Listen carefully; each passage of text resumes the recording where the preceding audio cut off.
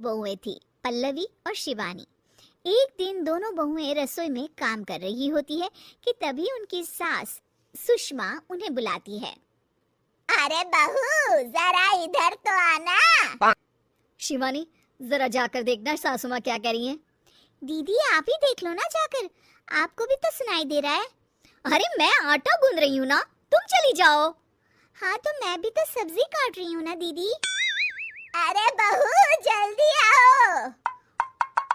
ओह, ये तो जाएगी नहीं, मैं ही जाकर देखती हूँ कि क्या करना है। पल्लवी सुषमा के कमरे में जाती है। जी मम्मी जी, क्या हुआ? शाम को घर पर कुछ मेहमान आने वाले हैं, तो तुम अच्छा सा खाना बना लेना बहू।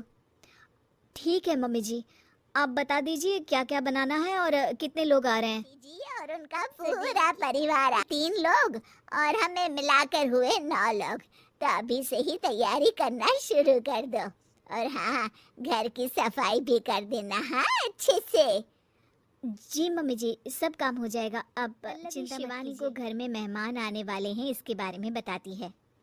क्या 9 लोगों का खाना बनाना होगा, घर की सफाई करनी है? बाप रे, सासू माँ ने तो हमें घर की नौकरानी ही समझ कर रखा है। ऐसा नहीं बोलते शिवानी, हम इस घर की बहू हैं और घर के काम करना हमारा फर्ज है। दीदी तो है ही सासू माँ की चमची, जब देखो सासू माँ सासू माँ। मैं तो इतना सारा काम नहीं करने वाली। शिवानी कपड़े लेकर गमला साफ कर रही होती है और चक्कर आने का नाटक करने लगती है। मेरा सर चकरा रहा है। तभी वहाँ पल्लवी और सासू माँ जाते हैं। अरे बहू, क्या हो गया? मम्मी जी, बहुत तेज सर में दर्द हो रहा है। तुम एक काम करो शिवानी, आराम कर लो। नहीं नहीं दीदी, घर में मेहमान आने वाले हैं, मुझे आपकी मदद करनी चाहिए। अरे कोई बात नहीं शिवानी, तुम आराम कर लो, मैं सब काम कर लूंगी। ठीक है दीदी, अगर आप इतना कह रही हैं तो आराम कर लेती हूँ। शिवानी आराम से अपने कमरे में मैगजीन पढ़ रही होती है। इसे कहते हैं आराम की जिंदगी। इतना सारा काम। चलो सारा काम खत्म हो गया, शिवानी को देख आती हूँ। शिवानी अपने कमरे में ईयरफोन में गाने सुनते सुनते सो जाती है और उसके साइड में मैगजीन भी रखी होती है।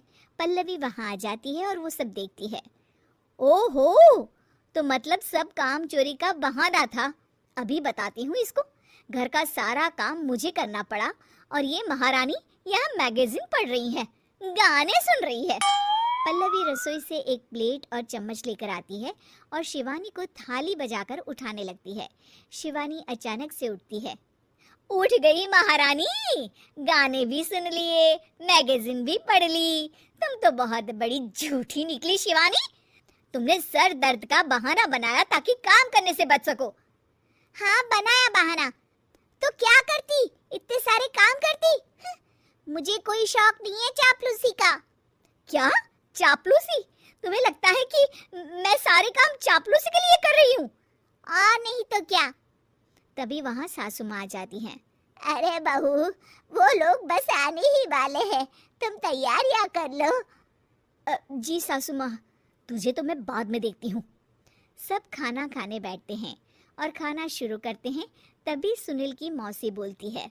वाह भाई वाह, खाना तो बहुत ही अच्छा बना है सुषमा जी, एक एक चीज में क्या स्वाद है। ये सुनकर शिवानी मुंह बना लेती है। उसे अपनी जेठानी की इतनी तारीफ रास नहीं आती। आपकी बहुएं तो बहुत ही अच्छा खाना बनाती है।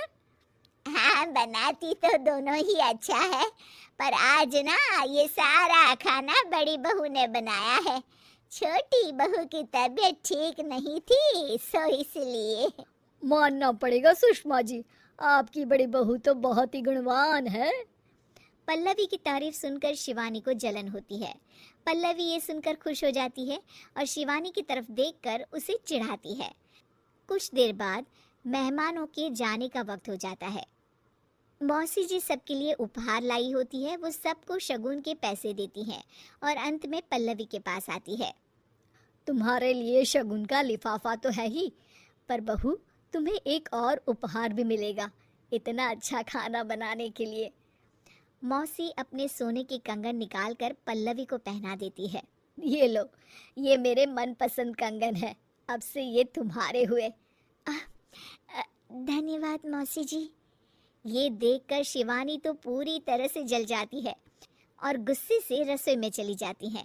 तभी वहाँ पल्लवी आ जाती है और उसे अपने कंगन दिखाने लगती है। देवरानी जी, अब आपका सर दर्द